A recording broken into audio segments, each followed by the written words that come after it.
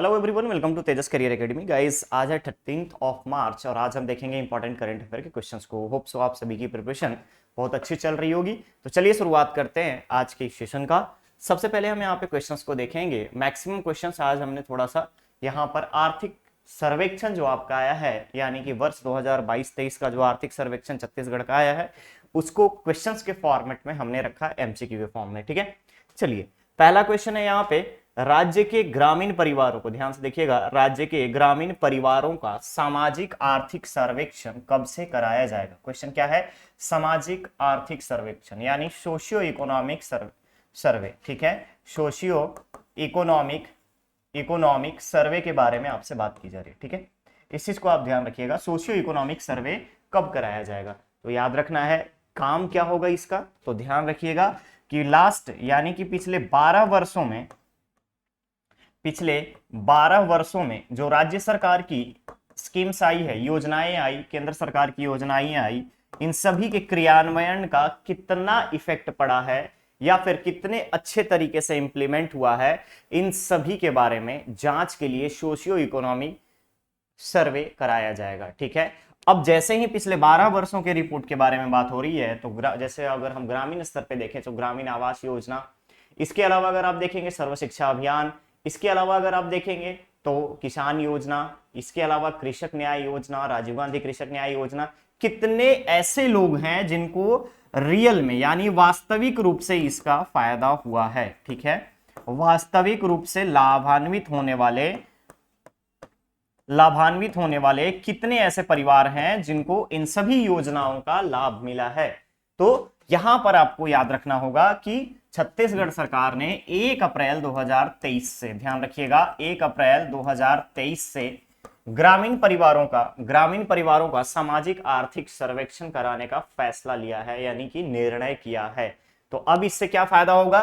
तो socio economic survey में जितने भी ऐसे परिवार होंगे जिनको लाभ नहीं मिला है, उनको यानी कि पात्र परिवारों को चिन्हित करके, ठीक है, पात्र परिवारों को चिन्हित करके योजना का लाभ पहुंचाया जाएगा। ध्यान रखिएगा, चिन्हित कर योजना का लाभ दिया जाएगा, योजना का लाभ दिया जाएगा। क्लियर रहेगा? तो करेक्ट ऑप्शन यहां पर बन जाएगा आपका ए, दैट इज 1 अप्रैल।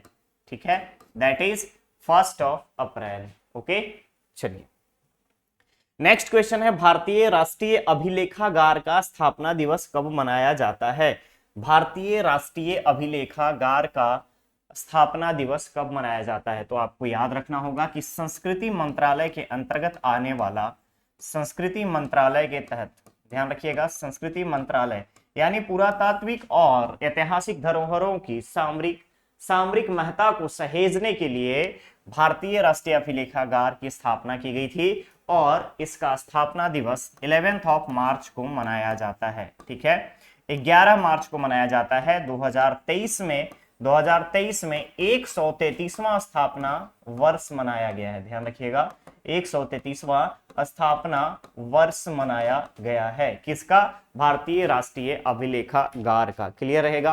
काम क्या है? तो वैज्ञानिक प्रबंधन, प्रशासन और देश भर के जितने भी अभिलेख हैं, जितने भी अभिलेखागार हैं, सभी को संरक्षण करना और सभी के संरक्षण को प्रोत्साहित करने के लिए हर साल 11 मार्च को संस्कृति मंत्रालय के अधीन भारतीय राष्ट्रीय अभिलेखागार का स्थापना दिवस मनाया जाता है। करेक्ट ऑप्शन क्या बनेगा? करेक्ट ऑप्शन यहां पर बन जाएगा आपका बी। इसके अलावा आपको एक चीज और याद रखना है, इंटरनेशनल डे फॉर विमेन जजेस। ठीक है, इंटरनेशनल डे फॉर विमेन जजेस। ठीक है, विमेन जजेस। ठीक है, विमेन जजेस कब सेलिब्रेट किया जाता है? तो अंतरराष्ट्रीय महिला दिवस के दिन ही इंटरनेशनल डे ऑफ वुमेन जजेस, यानी कि महिला जजों के लिए अंतरराष्ट्रीय दिवस 8 मार्च को मनाया जाता है। याद रखना है आपको, 8 मार्च को मनाया जाता है। क्लियर रहेगा? 1 अप्रैल के बारे में मैंने बताया कि क्या होगा, सामाजिक आर्थिक सर्वेक्षण, और 1 अप्रैल से और क्या होने वाला है? बेरोजगारी भत्ता राज्य में। क्लियर रहेगा? करेक्ट ऑप्शन बनेगा यहां पर आपका बी। नेक्स्ट क्वेश्चन है, बाल उदय योजना के तहत बाल सुधार गृहों से निकले युवाओं को कितने रुपए दिए जाएंगे? अब बात आती है बाल उदय योजना एक्चुअली है क्या। तो ऐसे बच्चे जो पुनर्वास के लिए बाल सुधार गृह, पुनर्वास के लिए बाल सुधार गृह से निकाले जाएंगे, ठीक है, छत्तीसगढ़ राज्य में बाल सुधार गृह से निकाले जाएंगे, उन सभी के पुनर्वास के लिए राज्य सरकार द्वारा 8,000 रुपए दिए जाएंगे, ठीक है, 8,000 रुपए दिए जाएंगे। मौजूदा बजट यानी 2023-24 के बजट में राज्य सरकार के द्वारा 1 करोड़ रुपए की राशि इसके लिए स्वीकृत की गई है। आगामी वित्तीय वर्ष यानी कि अप्रैल 2023 से मार्च 2024 के बीच में, ध्यान रखिएगा, अप्रैल 2023 और मार्च 2024 के लिए 1 करोड़ रुपए का प्रावधान किया गया है। और अप्रैल 2023 में 50 युवा जो हैं छत्तीसगढ़ राज्य बाल सुधार गृह से बाहर आने वाले हैं, और इन सभी के लिए याद रखिएगा,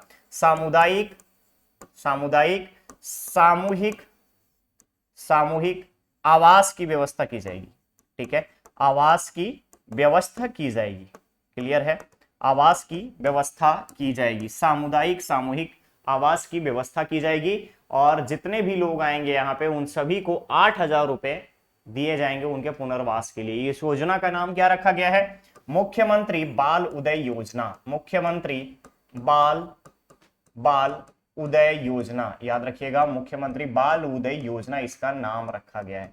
इसके अलावा अगर हम आपसे बात करें आवास की व्यवस्था के साथ साथ राज्य सरकार इनके 25 वर्ष की आयु तक शिक्षा का भार उठाएगी, ध्यान रखिएगा, शिक्षा का भार उठाएगी, क्लियर है, राज्य सरकार। इसके अलावा बाल सुधार गृह से बाहर आने की जो एज है अभी 18 इयर्स है, बट इसको बढ़ा करके 21 इयर्स किया जाएगा, क्लियर रहेगा, 21 इयर्स किया जाएगा। तो यहाँ पे क्वेश्चन में पूछा जा रहा था कितनी राशि दी जाएगी, तो राशि दी जाएगी 8,000 रुपीज, जो कि आपका करेक्ट ऑप्शन बन जाएगा सी, ठीक है, क्लियर।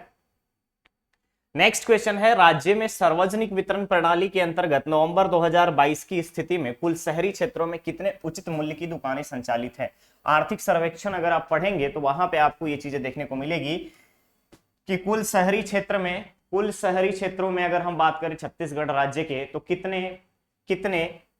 कितने उचित मूल्य की दुकानें संचालित है। पीडीएस, सार्वभौम वितरण शॉप के तहत, ठीक है। अब यहां पर अगर हम बात करें उचित मूल्य की दुकानें, तो याद रखना है आपको नवंबर 2022 की स्थिति में छत्तीसगढ़ में पूरे शहरी क्षेत्र में 1678 उचित मूल्य की दुकानें संचालित हैं, याद रखना है, उचित मूल्य की दुकानें, ठीक है।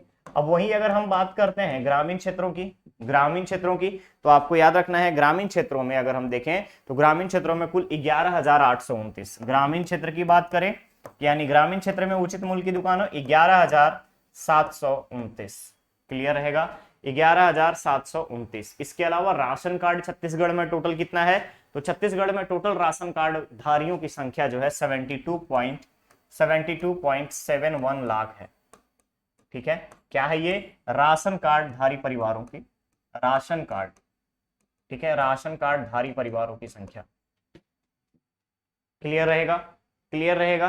तो यहां पे क्वेश्चन में था कि नवंबर 2022 की स्थिति में उचित मूल्य की दुकानें शहरी क्षेत्रों में संचालित कितनी हो रही हैं, तो 1,678, करेक्ट ऑप्शन बन जाएगा यहाँ पर डी। अब उचित मूल्य की दुकानों में अगर हम देखें तो यहाँ पे मिलेट्स को भी शामिल किया जाएगा, याद रखिएगा, मिलेट्स को भी शामिल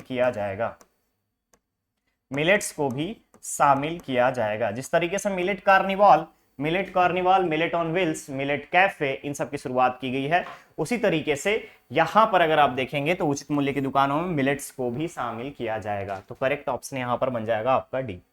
नेक्स्ट क्वेश्चन है, आर्थिक सर्वेक्षण के अनुसार विपणन वर्ष 2022-23 के लिए सूर्यमुखी फसल के लिए न्यूनतम समर्थन मूल्य कितना रखा गया प्रति क्विंटल के दर से। आर्थिक सर्वेक्षण के अनुसार विपणन वर्ष 22-23 के लिए, तो आपको याद रखना होगा कि सूर्यमुखी सबसे महंगा क्या था, सबसे महंगा था यहां पर आपका मूंग, ठीक है, 7755, ठीक है, प्रति क्विंटल।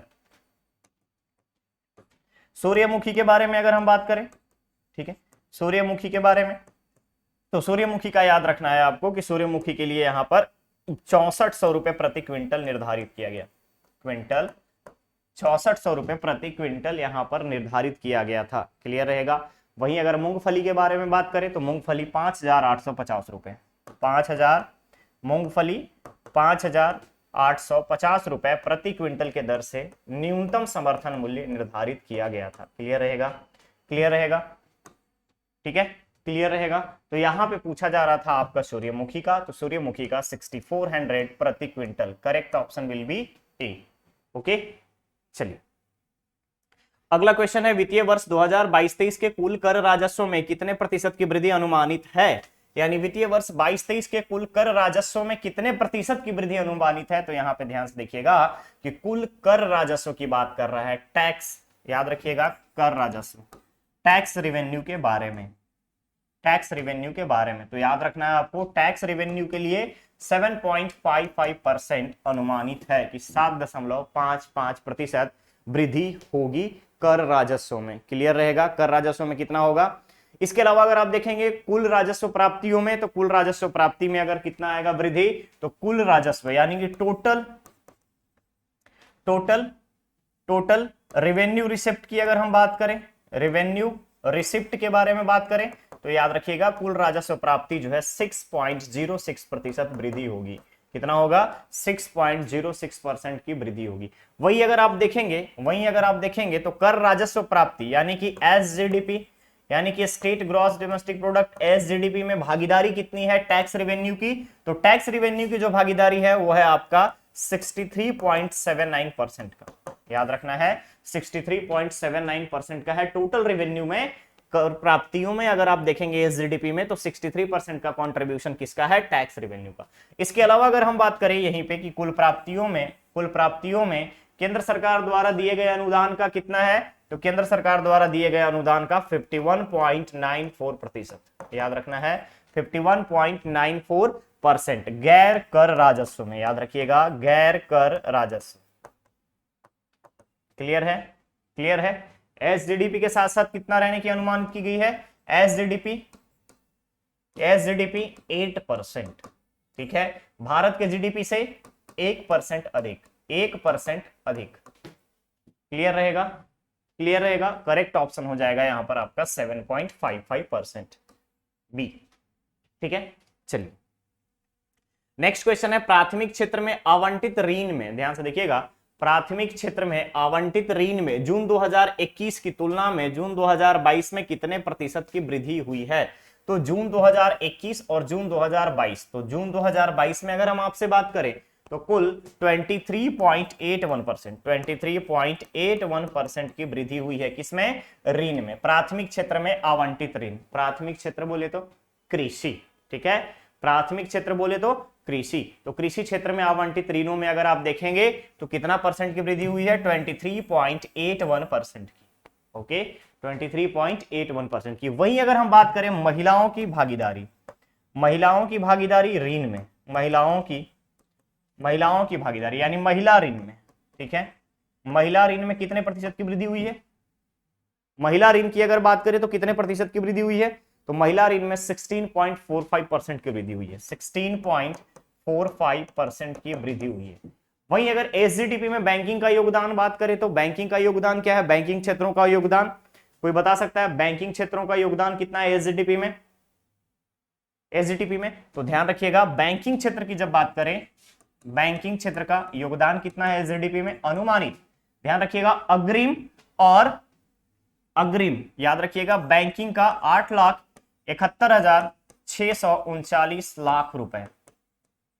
लाख रुपए याद रहेगा, इतना है आपका बैंकिंग क्षेत्र का एसजीडीपी में कंट्रीब्यूशन। क्लियर रहेगा। राज्य में बैंकों की संख्या तो कुल बैंकों की संख्या 47, कुल बैंकों की संख्या 47। ब्रांचेस के बारे में बात करें 3,542, ठीक है, ब्रांचेस। क्लियर रहेगा।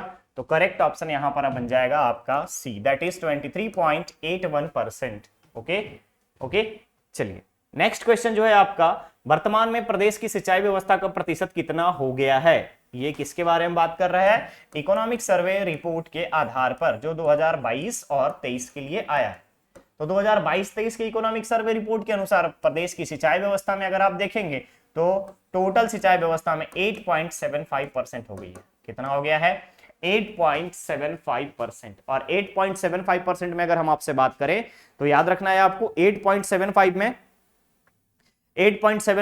2850 कृषि यंत्र सेवा केंद्र हैं। कृषि यंत्र सेवा केंद्र के साथ साथ अगर आप देखिएगा तो कृषि यंत्र सेवा के साथ साथ अगर आप देखिएगा तो 69 कृषि उपज मंडी है, 69 कृषि उपज मंडी, 118 उप मंडियां हैं।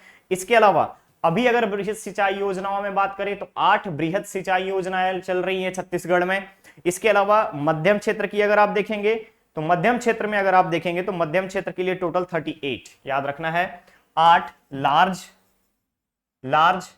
38 मीडियम 38 मीडियम। इसके अलावा लघु सिंचाई की अगर हम बात करें तो लघु सिंचाई में टोटल 2477 परियोजनाएं चल रही हैं, किसमें, स्मॉल। ठीक है, ये चीज आप याद रखिएगा, क्लियर रहेगा। तो 8 लार्ज 38 मीडियम और 2477 स्मॉल। एनीकट और स्टॉप डैम की बात अगर हम छोड़ दें, एनीकट और स्टॉप डैम की बात कर ले तो ये कम से कम 800 हो जाते हैं। ठीक है, 806 एनीकट और स्टॉप डैम, एनीकट और स्टॉप डैम, एनीकट और स्टॉप डैम, क्लियर रहेगा। सिंचाई का प्रतिशत पूछा गया था, सिंचाई का प्रतिशत 38.75%। Correct option will be D, clear. Next question है यहाँ पे, प्रदेश के कितने जिलों के जैविक ब्रांड की ब्रांडिंग की जा रही है? प्रदेश के कितने जिलों की जैविक ब्रांड की ब्रांडिंग की जा रही है? तो जैविक में अगर आप देखेंगे तो छत्तीसगढ़ के 14 जिलों का ब्रांड, 14 जिलों का अलग अलग ब्रांड है। यानी कि अगर हम आपसे बात करें तो 14 जिलों के डिफरेंट ऑर्गेनिक ब्रांड, जैविक और जैविक ब्रांड, ठीक है, जैविक ब्रांड, इसकी ब्रांडिंग की जा रही है 14 जिलों में। अब 14 जिलों में अगर आप नाम काउंट करना चाहे, दंतेवाड़ा, कोंडागांव, दुर्ग, बस्तर, जसपुर, अंबिकापुर। इसके अलावा अगर आप देखेंगे तो रायगढ़ केलो ऑर्गेनिक, शिवनाथ ऑर्गेनिक दुर्ग का ब्रांड है। इसके अलावा अगर आप देखेंगे तो आरव, ध्यान रखिएगा, आरुग आपका मुंगेली का है, मैकल नेचुरल्स आपका कवर्धा का है, बस्तर नेचुरल्स आपका बस्तर का है, पंचतत्व, आदिम ब्रांड, ये सारे आपके कोंडागांव और दंतेवाड़ा के हैं, क्लियर रहेगा। तो ये सब आप 14 ब्रांड्स के बारे में आपको ध्यान रखना है, जानना है। जिले का टोटल 14 जिलों के जैविक ब्रांड, जिसमें से ऑर्गेनिक और जैविक के नाम से, ध्यान रखिएगा, ऑर्गेनिक और जैविक के नाम से ब्रांड चलाए जा रहे हैं, याद रखिएगा, ऑर्गेनिक और जैविक के नाम से ब्रांड चलाए जा रहे हैं। और कुल ब्रांड 14 जिलों में आपके रन कर रहे हैं। ठीक है, ब्रांडिंग जो हो रही है 14 जिलों के ब्रांड की ब्रांडिंग हो रही है, क्लियर रहेगा, क्लियर रहेगा। पीडीएफ जब आपको मिलेगा आप वहां पर एक बार इसको ध्यान से देख लीजिएगा। नेक्स्ट क्वेश्चन है, पुष्प विकास योजना के तहत राज्य में वर्ष 2022-23 के लिए कितने हेक्टेयर क्षेत्र का लक्ष्य रखा गया है? तो पुष्प विकास योजना का मतलब क्या है? तो फूलों की खेती के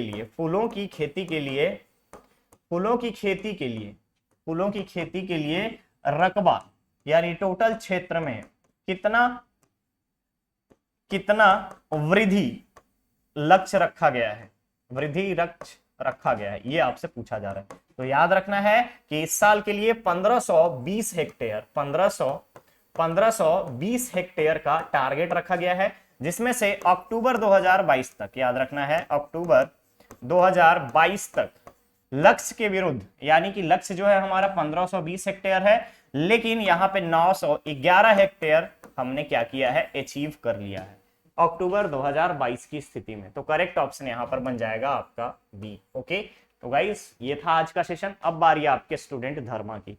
ठीक है, चलिए क्वेश्चन है, राज्य के सकल घरेलू उत्पाद में वानिकी क्षेत्र की अग्रिम भागीदारी का प्रतिशत वर्ष 2022-23 के लिए कितना है? ध्यान रखेंगे, सकल घरेलू उत्पाद में ग्रॉस यानी कि एसजीडीपी की बात कर रहा है, वानिकी क्षेत्र की अग्रिम भागीदारी का प्रतिशत वर्ष 2022-23 के लिए कितना है? इसका आंसर आपको कमेंट बॉक्स में कमेंट करके देना होगा।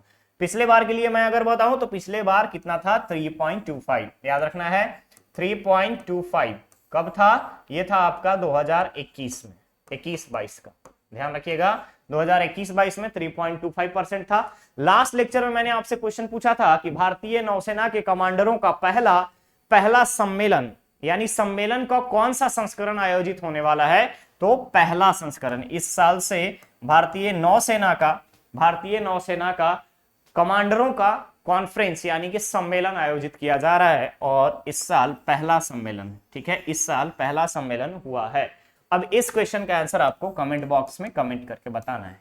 क्लियर रहेगा? तो चलिए मिलते हैं बहुत ही जल्द हम लोग नेक्स्ट और नए सेशन के साथ। बने रहिए चैनल पे, चैनल को सब्सक्राइब करें, वीडियो को लाइक शेयर जरूर करें। Thank you so much.